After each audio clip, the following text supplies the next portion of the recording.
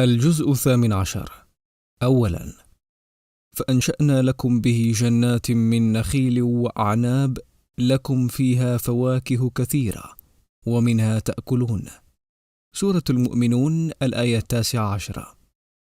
فالله عز وجل عندما ذكر الفواكه في الدنيا قال هنا في سورة المؤمنون ومنها تأكلون، مما يدل على محذوف من أوجه المنافع والتصرف في الدنيا، تقديره تنظرون إلى حسنه ونضجه ومنه تأكلون، بينما عندما ذكر الله الأكل من الفواكه في الآخرة قال منها تأكلون بدون حرف الواو في آيات سورة الزخرف: وتلك الجنة التي أورثتموها بما كنتم تعملون لكم فيها فاكهة كثيرة منها تأكلون. سورة الزخرف الآية 72 والآية 73، لعدم وجود محذوف أوجه المنافع والتصرف الدنيوية كما في آية سورة المؤمنون. ثانيا، الله نور السماوات والأرض، مثل نوره كمشكاة فيها مصباح، المصباح في زجاجة، الزجاجة كأنها كوكب دري يوقد من شجرة مباركة زيتونة لا شرقية ولا غربية، يكاد زيتها يضيء ولو لم تمسسه نار، نور على نور، يهدي الله لنوره من يشاء ويضرب الله الأمثال للناس والله بكل شيء عليم. سورة النور الآية 35. فهناك نوران: نور الفطرة النقية يكاد زيتها يضيء ولو لم تمسسه نار، ونور القرآن. فنور الفطرة خلقه الله عز وجل في القلوب، ونور القرآن إذا ما أضيف إلى نور الفطرة صار نورا على نور. ثالثا، فقال الملأ الذين كفروا من قومه ما هذا إلا بشر مثلكم يريد أن يتفضل عليكم ولو شاء الله لأنزل ملائكة ما سمعنا بهذا في آبائنا الأولين. سورة المؤمنون الآية 24.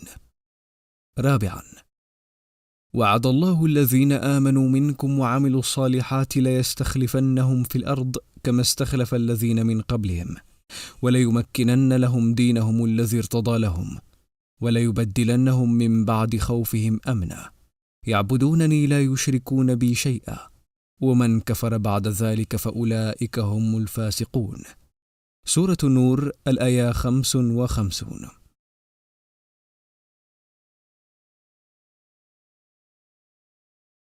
خامسا، إن الذين يحبون أن تشيع الفاحشة في الذين آمنوا لهم عذاب أليم في الدنيا والآخرة والله يعلم وأنتم لا تعلمون.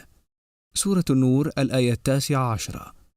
قال ابن القيم رحمه الله في مدارج السالكين: فالكبائر كالرياء والعجب والكبر والفخر والخيلاء والقنوط من رحمة الله واليأس من روح الله والأمن من مكر الله والفرح والسرور بأذى المسلمين والشماتة بمصيبتهم ومحبة أن تشيع الفاحشة فيهم وحسدهم على ما آتاهم الله من فضله وتمني زوال ذلك عنهم وتوابع هذه الأمور التي هي أشد تحريما من الزنا وشرب الخمر وغيرهما من الكبائر الظاهرة. سادسا، الزانية والزاني فاجلدوا كل واحد منهما 100 جلدة ولا تأخذكم بهما رأفة في دين الله إن كنتم تؤمنون بالله واليوم الآخر وليشهد عذابهما طائفة من المؤمنين. الآية 2 من سورة النور.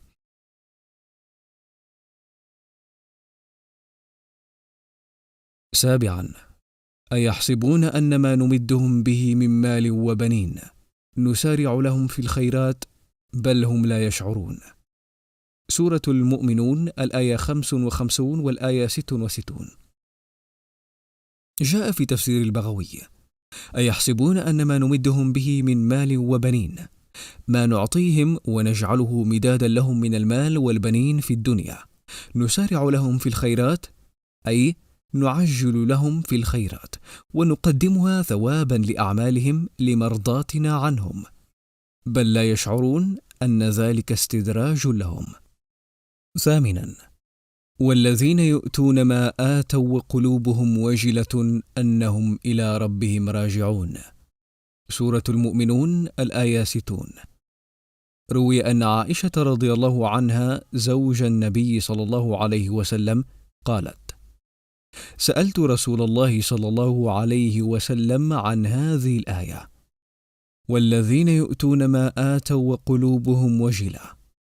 قالت عائشة: أهم الذين يشربون الخمر ويسرقون؟ قال: لا يا بنت الصديق، ولكنهم الذين يصومون ويصلون ويتصدقون وهم يخافون ألا يقبل منهم، أولئك يسارعون في الخيرات وهم لها سابقون. سورة المؤمنون، الآية 61. الجزء 19. أولا: فقلنا اذهبا إلى القوم الذين كذبوا بآياتنا فدمرناهم تدميرا. سورة الفرقان، الآية 36. لاحظ كيف أن هنالك حذفا كبيرا في هذه الآية ما بين ذهابهما وإهلاك قومهما. ثانيا: قل ما يعبأ بكم ربي لولا دعاؤكم فقد كذبتم فسوف يكون لزاما. سورة الفرقان، الآية 77.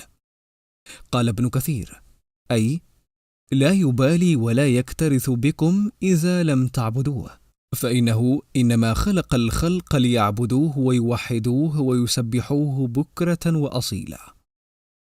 ثالثا: وتلك نعمة تمنها علي أن عبدت بني إسرائيل. سورة الشعراء، الآية 22. قال ابن كثير: أي وما أحسنت إلي وربيتني مقابل ما أسأت إلى بني إسرائيل، فجعلتهم عبيدا وخدما تصرفهم في أعمالك ومشاق رعيتك.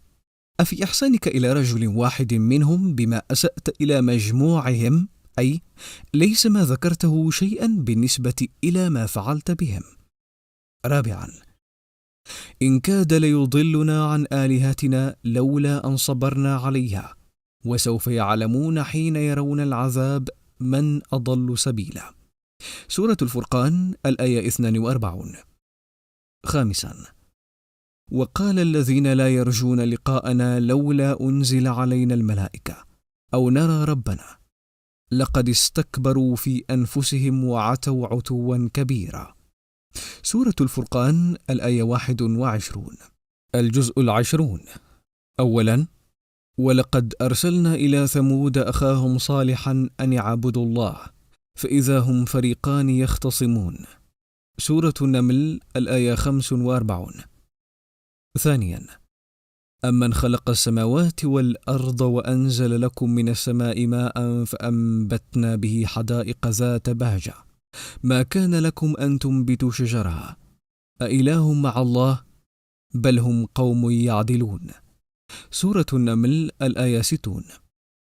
أإله مع الله فعل هذه الأفعال حتى يعبد معه ويشرك به، بل هم قوم يعدلون به غيره ويسوون به سواه، مع علمهم أنه وحده خالق العالم العلوي والسفلي ومنزل الرزق.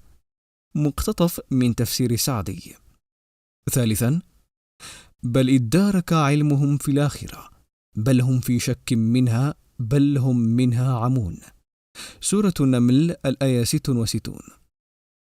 رابعا: إن الذي فرض عليك القرآن لرادك إلى معاد قل ربي أعلم من جاء بالهدى ومن هو في ضلال مبين. سورة القصص، الآية 85. عن ابن عباس: لرادك إلى معاد قال: إلى مكة.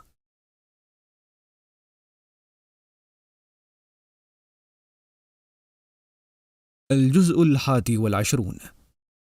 أولا: النبي أولى بالمؤمنين من أنفسهم وأزواجه أمهاتهم وأولو الأرحام بعضهم أولى ببعض في كتاب الله من المؤمنين والمهاجرين إلا أن تفعلوا إلى أوليائكم معروفا كان ذلك في الكتاب مسطورا.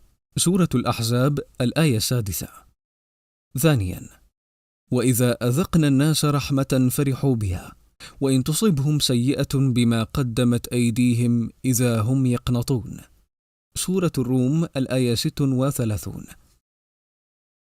فعندما ذكر الله الرحمة استخدم حرف إذا، وهو حرف يستخدم غالبا لما كان مقطوعا به مؤكدا حدوثه، كقوله تعالى: إذا السماء انشقت. سورة الانشقاق الآية الأولى. فإذا جاء وعد الآخرة. سورة الإسراء الآية 7. وفي المقابل عندما ذكر السيئة اختار حرف الشرط إن، وهو حرف يدخل في الغالب على ما كان غير مؤكد وجوده، مثل: وإن يك كاذبا فعليه كذبه، وإن يك صادقا يصبكم بعض الذي يعدكم. سورة غافر الآية 28. فاستخدام حرف إذا الشرطية مع الرحمة: وإذا أذقنا الناس رحمة، تدل على أن الخير الذي يوصله الله لعباده كثير، بخلاف استخدام حرف إن الشرطية مع ما يسوءهم وإن تصبهم سيئة للتشكيك في وقوعه. ثالثا، إذا جاءوكم من فوقكم ومن أسفل منكم، وإذا زاغت الأبصار وبلغت القلوب الحناجر وتظنون بالله الظنونا، هنالك ابتلي المؤمنون وزلزلوا زلزالا شديدا. سورة الأحزاب الآية 10 والآية 11. ولما رأى المؤمنون الأحزاب قالوا هذا ما وعدنا الله ورسوله وصدق الله ورسوله وما زادهم إلا إيمانا وتسليما. سورة الأحزاب الآية 22. فالمؤمنون لما رأوا الأحزاب صبروا وثبتوا، فنجاهم الله بإيمانهم وأنطقهم بكلام حفظ عليهم دينهم. هذا ما وعدنا الله ورسوله وصدق الله ورسوله. لكن البلاء استمر واشتد، ودام الحصار شهرا، وحاول المشركون الإغارة من نقاط ضعف الخندق ونقض اليهود العهد. هنالك ابتلي المؤمنون وزلزلوا زلزالا شديدا. في هذه اللحظة نجى الله المؤمنين وأرسل الرياح التي اقتلعت خيام المشركين بحكمته، ولم يتأخر النصر أكثر من ذلك الحد. وهذه الزلزلة كسرتهم أمام الله وأشعرتهم بافتقارهم إلى رحمته، فلا يصيبهم العجب بأنفسهم ولا يغتروا بها، ولا يسندون الفضل إلى أنفسهم في الصبر والثبات، بل يسندون الفضل كله إلى الله عز وجل الذي نجاهم في هذه اللحظة الحرجة. الجزء 22. أولا، لتنذر قوما ما أنذر آباؤهم فهم غافلون. سورة ياسين الآية 6. قال ابن عاشور: فتسبب على عدم إنذار آبائهم أنهم متصفون بالغفلة وصفا ثابتا، أي فهم غافلون عما تأتي به الرسل والشرائع، فهم في جهالة وغواية إذا تراكمت الضلالات فيهم عاما فعاما وجيلا فجيلا.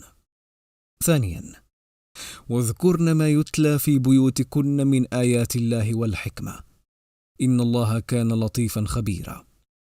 سورة الأحزاب الآية 34.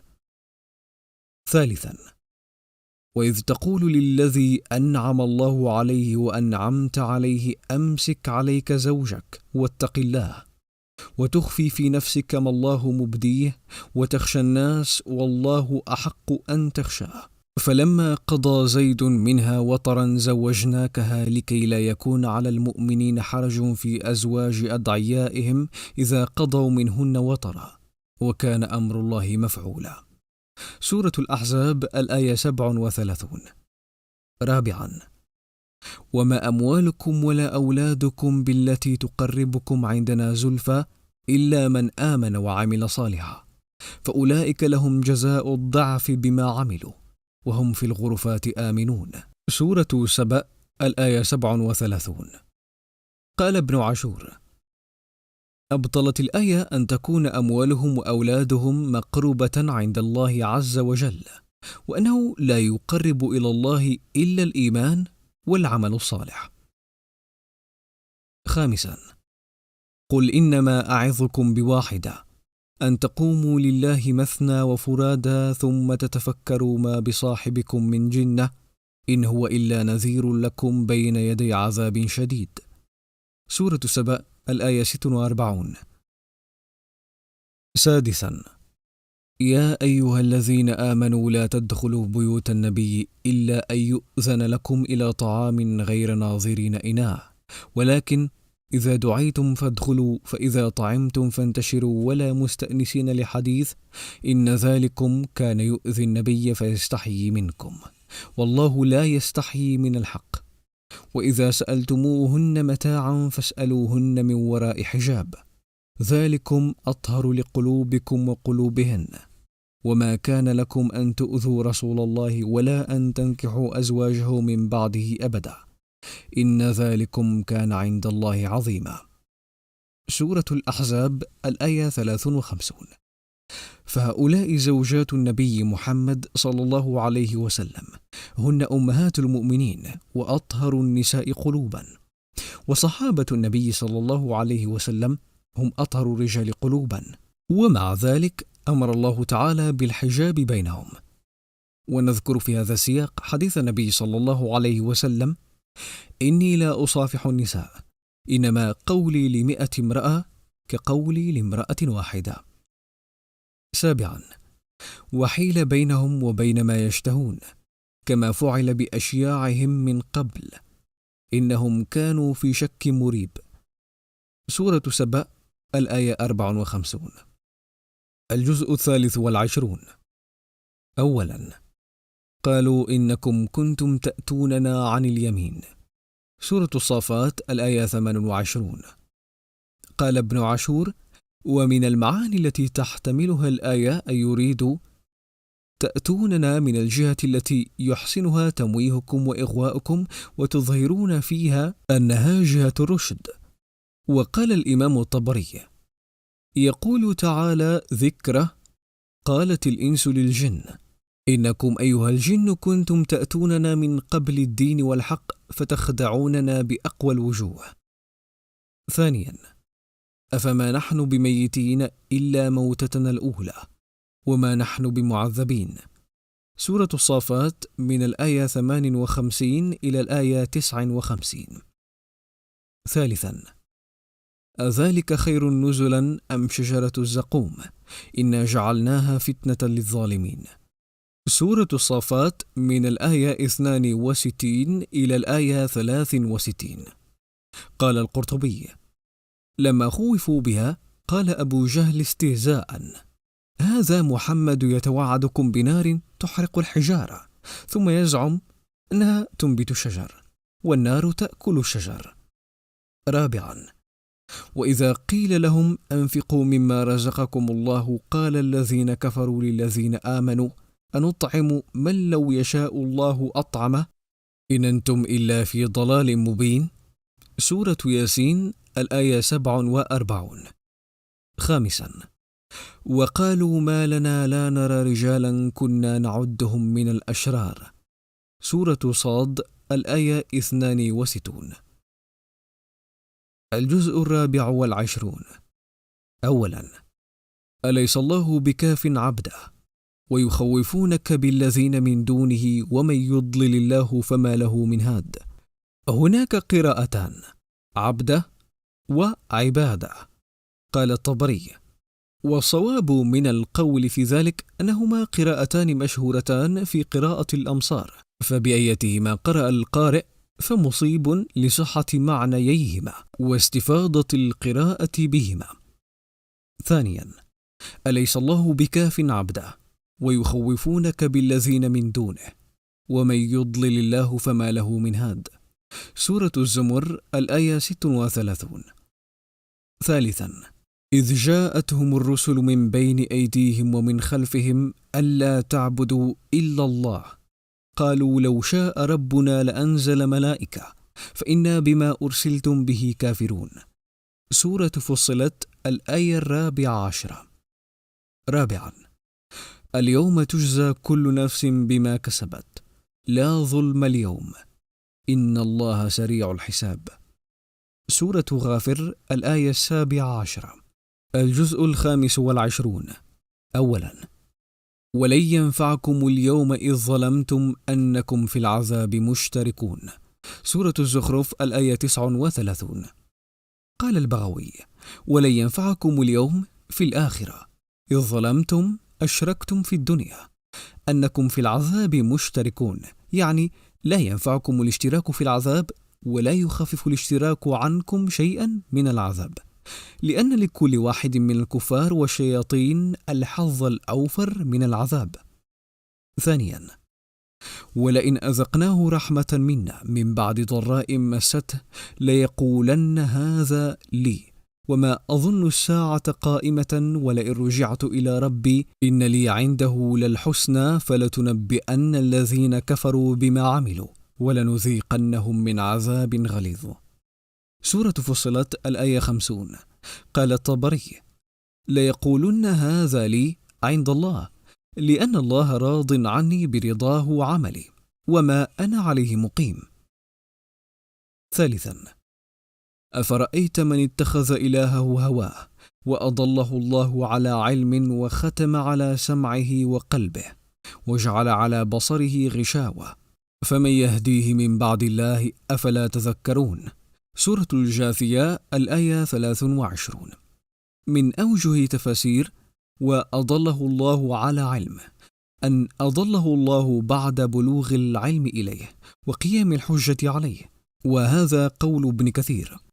رابعا: ولولا أن يكون الناس أمة واحدة لجعلنا لمن يكفر بالرحمن لبيوتهم سقفا من فضة ومعارج عليها يظهرون ولبيوتهم أبوابا وسررا عليها يتكئون وزخرفا وإن كل ذلك لما متاع الحياة الدنيا والآخرة عند ربك للمتقين. سورة الزخرف الآية 33 والآية 35. قال العديد من المفسرين: معنى الآية أن الله رحم عباده بأن لم يجعل الكفر مقترنا دوما بالغنى، وإلا فلو جعل الله للكافرين بيوتا سقفها ودرجها وسلالمها وأبوابها وسرورها من فضة وذهب لأصبح عامة الناس أمة واحدة على الكفر، لأن الناس بجهلهم سيجعلون الكفر حينها سببا في رغد العيش. فهذا الاقتران لو قدره الله مؤثر جدا في النفوس، لكنه تعالى برحمته جعل في الأتقياء أغنياء وفي الأشقياء فقراء، في أهل الدين أغنياء متعلمون أذكياء راقون خلوقون، وفي المحجبات متعلمات غنيات جميلات راقيات الذوق. لكن الإعلام الذي لا يريد إعلام الناس بالحقيقة لا يسلط الضوء عليهم وعلى إنجازاتهم، فله أهداف أخرى. خامسا: ثم جعلناك على شريعة من الأمر فاتبعها ولا تتبع أهواء الذين لا يعلمون. سورة الجاثية الآية 18. فلذلك فادع واستقم كما أمرت ولا تتبع أهواءهم وقل آمنت بما أنزل الله من كتاب وأمرت لأعدل بينكم الله ربنا وربكم لنا أعمالنا ولكم أعمالكم لا حجة بيننا وبينكم الله يجمع بيننا وإليه المصير. سورة الشورى الآية 15. سادسا: فاستخف قومه فأطاعوه إنهم كانوا قوما فاسقين. سورة الزخرف الآية 54. سابعا: وكذلك أوحينا إليك روحا من أمرنا ما كنت تدري ما الكتاب ولا الإيمان ولكن جعلنا نورا نهدي به من نشاء من عبادنا وإنك لتهدي إلى صراط مستقيم. سورة الشورى الآية 52. قال السعدي: وهو هذا القرآن الكريم سماه روحا لأن الروح يحيا به الجسد، والقرآن تحيا به القلوب والأرواح، وتحيا به مصالح الدنيا والدين لما فيه من الخير الكثير والعلم الغزير، وهو محض منة الله على رسوله وعباده المؤمنين من غير سبب منهم. الجزء 26. أولا: قل رأيتم ما تدعون من دون الله أروني ماذا خلقوا من الأرض أم لهم شرك في السماوات ائتوني بكتاب من قبل هذا أو أثارة من علم إن كنتم صادقين. سورة الأحقاف الآية 4. قال السعدي: قال تعالى: ولقد بعثنا في كل أمة رسولا أن يعبدوا الله واجتنبوا الطاغوت، وكل رسول قال لقومه: اعبدوا الله ما لكم من إله غيره. فعلم أن جدال المشركين في شركهم غير مستندين فيه على برهان ولا دليل، وإنما اعتمدوا على ظنون كاذبة وآراء كاسدة وعقول فاسدة. يدلك على فسادها استقراء أحوالهم وتتبع علومهم وأعمالهم والنظر في حال ما أفنوا أعمارهم بعبادته، هل أفادهم شيئا في الدنيا أو في الآخرة؟ ثانيا: ويوم يعرض الذين كفروا على النار أذهبتم طيباتكم في حياتكم الدنيا واستمتعتم بها، فاليوم تجزون عذاب الهون بما كنتم تستكبرون في الأرض بغير الحق وبما كنتم تفسقون. سورة الأحقاف الآية 20.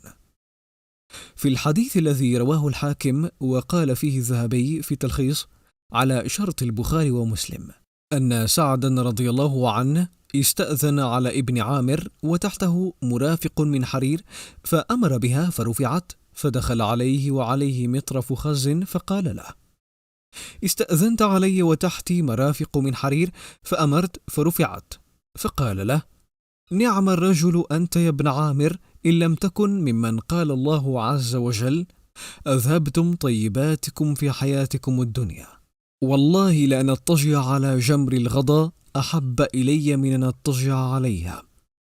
ثالثا: ومنهم من يستمع إليك حتى إذا خرجوا من عندك قالوا للذين أوتوا العلم ماذا قال آنفا، أولئك الذين طبع الله على قلوبهم واتبعوا أهواءهم. سورة محمد الآية 16. رابعا: إن الذين ارتدوا على أدبارهم من بعد ما تبين لهم الهدى الشيطان سول لهم وأملى لهم، ذلك بأنهم قالوا للذين كرهوا ما نزل الله سنطيعكم في بعض الأمر والله يعلم إسرارهم. سورة محمد الآية 25 والآية 26.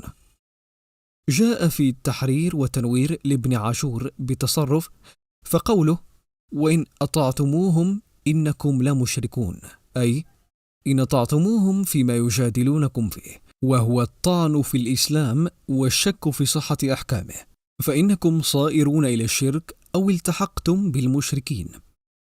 ونجد نفس المعنى هنا في سورة محمد، حيث جاء في تفسير البغوي بتصرف: ذلك بأنهم قالوا للذين كرهوا ما نزل الله سنطيعكم في بعض الأمر، يعني المنافقين أو اليهود قالوا للمشركين سنطيعكم في التعاون على عدوة النبي صلى الله عليه وسلم والقعود عن الجهاد، فوصفهم الله بالردة: إن الذين ارتدوا على أدبارهم. خامسا: إن يسألكموها فيحفكم تبخلوا ويخرج أضغانكم. سورة محمد الآية 37. قال الطبري: إن يسألكموها يقول جل ثناؤه: إن يسألكم ربكم أموالكم فيحفكم يقول فيجهدكم بالمسألة ويلح عليكم بطلبها منكم فيلحف.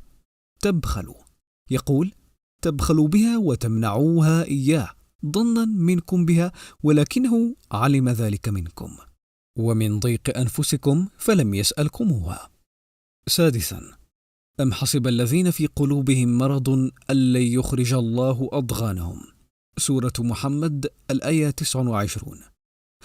جاء في تفسير السعدي يقول تعالى: أم حسب الذين في قلوبهم مرض من شبهة أو شهوة، بحيث تخرج القلب عن حال صحته واعتداله، أن الله لا يخرج ما في قلوبهم من الأضغان والعداوة للإسلام وأهله. هذا ظن لا يليق بحكمة الله، فإنه لا بد أن يميز الصادق من الكاذب، وذلك بالابتلاء بالمحن التي من ثبت عليها ودام إيمانه فيها فهو المؤمن حقيقة، ومن ردته على عقبيه فلم يصبر عليها وحين أتاه الامتحان جزع وضعف إيمانه، وخرج ما في قلبه من الضغن، وتبين نفاقه. هذا مقتضى الحكمة الإلهية، مع أنه تعالى قال: ولو نشاء لأريناكهم فلعرفتهم بسيماهم. 7. إن في ذلك لذكرى لمن كان له قلب أو ألقى السمع وهو شهيد. سورة قاف الآية 37. قال ابن تيمية في الفتاوى: من يؤتى الحكمة وينتفع بالعلم على منزلتين: إما رجل رأى الحق بنفسه فقبله واتبعه فذلك صاحب القلب، أو رجل لم يعقله بنفسه بل هو يحتاج إلى من يعلمه ويبينه له ويعظه ويؤدبه، فهذا أصغى فألقى السمع وهو شهيد، أي وهو حاضر القلب. مقتطف من مجموع الفتاوى لابن تيمية الجزء 9 الصفحة 311. 8. فراغ إلى أهله فجاء بعجل سمين. سورة الذاريات الآية 26. قال ابن كثير: وقوله فراغ إلى أهله أي انسل خفية في سرعة، فإنه جاء بطعامه من حيث لا يشعرون بسرعة، ولم يتمنى عليهم أولا فقال: نأتيكم بطعام، بل جاء به بسرعة وخفاء. فإذا لقيتم الذين كفروا فضرب الرقاب حتى إذا أثخنتموهم فشدوا الوثاق، فإما منا بعد وإما فداء حتى تضع الحرب أوزارها، ذلك ولو يشاء الله لانتصر منهم ولكن ليبلو بعضكم ببعض، والذين قتلوا في سبيل الله فلن يضل أعمالهم. سورة محمد الآية 4. الجزء 27. أولا: فما وجدنا فيها غير بيت من المسلمين. سورة الذاريات الآية 36. قال ابن عاشور: وإنما قال: فأخرجنا من كان فيها من المؤمنين، فما وجدنا فيها غير بيت من المسلمين، دون أن يقول: فأخرجنا لوطا وأهل بيته، قصدا للتنويه بشأن الإيمان والإسلام، أي أن الله نجاهم من العذاب لأجل إيمانهم بما جاء به رسولهم، لا لأجل أنهم أهل لوط، وأن كونهم أهل بيت لوط لأنهم انحصر فيهم وصف المؤمنين في تلك القرية، فكان كالكلي الذي انحصر في فرد معين، والمؤمن هو المصدق بما يجب التصديق به، والمسلم المنقاد إلى مقتضى الإيمان، ولا نجاة إلا بمجموع الأمرين. فحصل في الكلام مع التفنن في الألفاظ الإشارة إلى التنويه بكليهما، وإلى أن النجاة باجتماعهما. والآية تشير إلى أن امرأة لوط كانت تظهر الانقياد إلى زوجها، وتضمر الكفر وممالاة أهل القرية على فسادهم. قال تعالى: ضرب الله مثلا للذين كفروا امرأة نوح وامرأة لوط كانتا تحت عبدين من عبادنا صالحين فخانتاهما. سورة التحريم الآية 10. فبيت لوط كان كله من المسلمين، ولم يكن كله من المؤمنين، فلذلك لم ينجو منهم إلا الذين اتصفوا بالإيمان والإسلام معا. ثانيا: يوم يقول المنافقون والمنافقات للذين آمنوا انظرونا نقتبس من نوركم قيل ارجعوا وراءكم فالتمسوا نورا فضرب بينهم بسور له باب باطنه فيه الرحمة وظاهره من قبله العذاب. سورة الحديد الآية 13.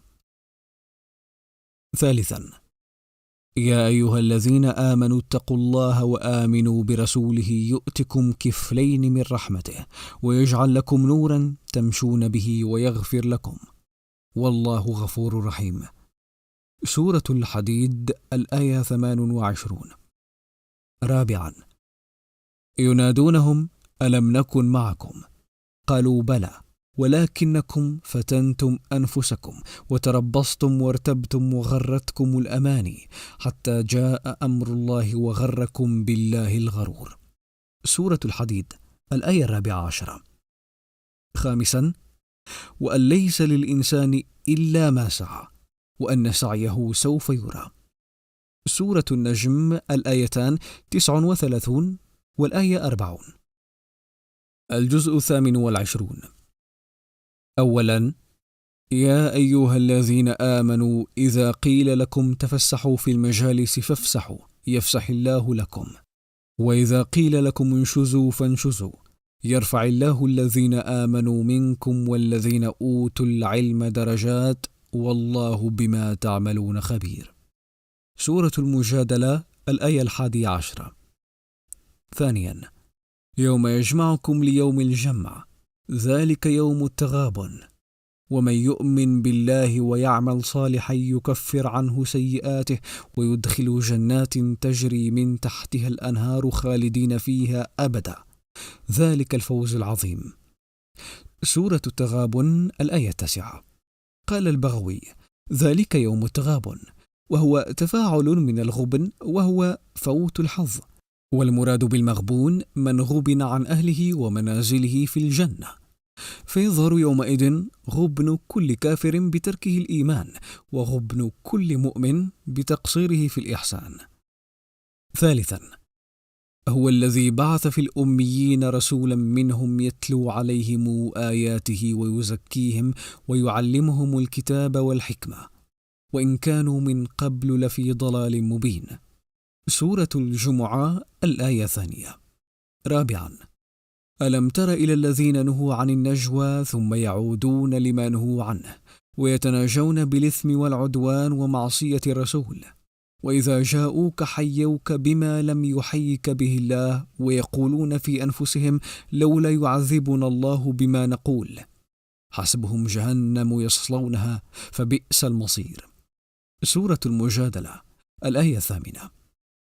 قال ابن عاشور: أي لو كان نبيا لغضب الله علينا فلعذبنا الآن بسبب قولنا له، وهذا خاطر من خواطر أهل الضلالة المتأصلة فيهم، وهي توهمهم أن شأن الله تعالى كشأن البشر في إسراع الانتقام والاهتزاز مما لا يرضاه ومن المعاندة. وفي الحديث: ما أحد أصبر على أذى يسمعه من الله تعالى، إنهم يجعلون له ندا ويجعلون له ولدا ومع ذلك يرزقهم ويعافيهم ويعطيهم. رواه مسلم. وهم لجحودهم بالبعث والجزاء يحسبون أن عقاب الله تعالى يظهر في الدنيا. خامسا: إنما النجوى من الشيطان ليحزن الذين آمنوا وليس بضارهم شيئا إلا بإذن الله وعلى الله فليتوكل المؤمنون. سورة المجادلة الآية 10. سادسا: عسى الله أن يجعل بينكم وبين الذين عاديتم منهم مودة والله قدير والله غفور رحيم. سورة الممتحنة الآية 7. سابعا: ألم تر إلى الذين نافقوا يقولون لإخوانهم الذين كفروا من أهل الكتاب لئن أخرجتم لنخرجن معكم ولنطيع فيكم أحدا أبدا وإن قوتلتم لننصرنكم والله يشهد إنهم لكاذبون. لئن أخرجوا لا يخرجون معهم ولئن قوتلوا لا ينصرونهم ولئن نصروهم ليولن الأدبار ثم لا ينصرون. سورة الحشر الآية 11 و12. ثامنا: لو أنزلنا هذا القرآن على جبل لرأيته خاشعا متصدعا من خشية الله وتلك الأمثال نضربها للناس لعلهم يتفكرون. سورة الحشر الآية 21. الجزء 29. أولا: ألا يعلم من خلق وهو اللطيف الخبير. سورة الملك الآية 14. ثانيا: وأنه تعالى جد ربنا ما اتخذ صاحبة ولا ولدا. سورة الجن الآية 3. قال ابن عاشور: الجد بفتح الجيم العظمة والجلال، وهذا تمهيد وتوطئة لقوله ما اتخذ صاحبة ولا ولدا، لأن اتخاذ الصاحبة للافتقار إليها لأنسها وعونها والالتذاذ بصحبتها، وكل ذلك من آثار الاحتياج، والله تعالى الغني المطلق. وتعالي جده بغناه المطلق، والولد يرغب فيه للاستعانة والأنس به، مع ما يقتضيه من انفصاله من أجزاء والديه، وكل ذلك من الافتقار والانتقاص. ثالثا، أولم يروا إلى الطير فوقهم صافات ويقبضن ما يمسكهن إلا الرحمن إنه بكل شيء بصير. سورة الملك الآية 19. فمن يتأمل في الآية يجد أن تسخير الهواء للطير وجعل أجسادهن وخلقتهن في حالة مستعدة للطيران، كل ذلك وصف لأفعال الله تعالى، ما يمسكهن إلا الرحمن. رابعا، قل رأيتم من أهلكني الله ومن معي أو رحمنا فمن يجير الكافرين من عذاب أليم. سورة الملك الآية 28. خامسا، قال أوسطهم ألم أقل لكم لولا تسبحون. سورة القلم الآية 28. قال ابن كثير قال أوسطهم قال ابن عباس ومجاهد وسعيد بن جبير وعكرمة ومحمد بن كعب والربيع ابن أنس والضحاك وقتادة، أي أعدلهم وخيرهم. الجزء 30. أولا، إن الذين آمنوا وعملوا الصالحات أولئك هم خير البرية. سورة البينة الآية 7. أخرج ابن أبي حاتم عن أبي هريرة رضي الله عنه قال: أتعجبون من منزلة الملائكة من الله؟ والذي نفسي بيده لمنزلة العبد المؤمن عند الله يوم القيامة أعظم منزلة من ملك. واقرأوا إن شئتم: إن الذين آمنوا وعملوا الصالحات أولئك هم خير البرية. وأورد الدكتور محمد الشظيفي في رسالته مباحث في المفاضلة في العقيدة، وهو مذهب جمهور أهل السنة والجماعة، وكذا جمهور أصحاب الأشعرية، واستدلوا بأدلة ظاهرة الدلالة على قولهم، كقوله سبحانه: وإذ قلنا للملائكة اسجدوا لآدم فسجدوا إلا إبليس أبى واستكبر وكان من الكافرين. سورة البقرة الآية 34. والفاضل لا يسجد للمفضول. وقوله سبحانه: ولقد اخترناهم على علم على العالمين. سورة الدخان الآية 32. وقوله: إن الله اصطفى آدم ونوحا وآل إبراهيم وآل عمران على العالمين. سورة آل عمران الآية 33. هذه في الأنبياء. أما في صالح البشر فكقوله سبحانه: إن الذين آمنوا وعملوا الصالحات أولئك هم خير البرية. سورة البينة الآية 7. وقد فصل ابن تيمية في الفتاوى في هذه المسألة تفصيلا طويلا، ونقل عنه ابن القيم في بدائع الفوائد أنه سئل عن صالحي بني آدم والملائكة أيهما أفضل، فأجاب بأن صالحي البشر أفضل باعتبار كمال النهاية، والملائكة أفضل باعتبار البداية، فإن الملائكة الآن في الرفيق الأعلى منزهين عما يلابسه بنو آدم، مستغرقون في عبادة الرب، ولا ريب أن هذه الأحوال الآن أكمل من أحوال البشر. وأما يوم القيامة بعد دخول الجنة فيصير حال صالحي البشر أكمل من حال الملائكة. ثانيا، ثم كان من الذين آمنوا وتواصوا بالصبر وتواصوا بالمرحمة. سورة البلد الآية 17. قال القرطبي رحمه الله: ثم ليست في هذه الآية للترتيب، وإنما هي لجملة كلام هي منها منقطعة. ثالثا، فاليوم الذين آمنوا من الكفار يضحكون على الأرائك ينظرون هل ثوب الكفار ما كانوا يفعلون. سورة المطففين الآية 34 والآية 36. قال البغوي: وقال كعب: بين الجنة والنار كوى، فإذا أراد المؤمن أن ينظر إلى عدو الله كان في الدنيا اطلع عليه من تلك الكوى، كما قال: فاطلع فرآه في سواء الجحيم. سورة الصافات الآية 55. فإذا طلعوا من الجنة إلى أعدائهم وهم يعذبون في النار ضحكوا، فذلك قوله عز وجل: فاليوم الذين آمنوا من الكفار يضحكون. رابعا: فلينظر الإنسان إلى طعامه. سورة عبس الآية 24. فلينظر الإنسان مما خلق. سورة طارق الآية 5. أفلا ينظرون إلى الإبل كيف خلقت، وإلى السماء كيف رفعت، وإلى الجبال كيف نصبت، وإلى الأرض كيف سطحت. سورة الغاشية من الآية 17 إلى الآية 20. خامسا: لست عليهم بمسيطر إلا من تولى وكفر فيعذبه الله العذاب الأكبر. إن إلينا إيابهم ثم إن علينا حسابهم.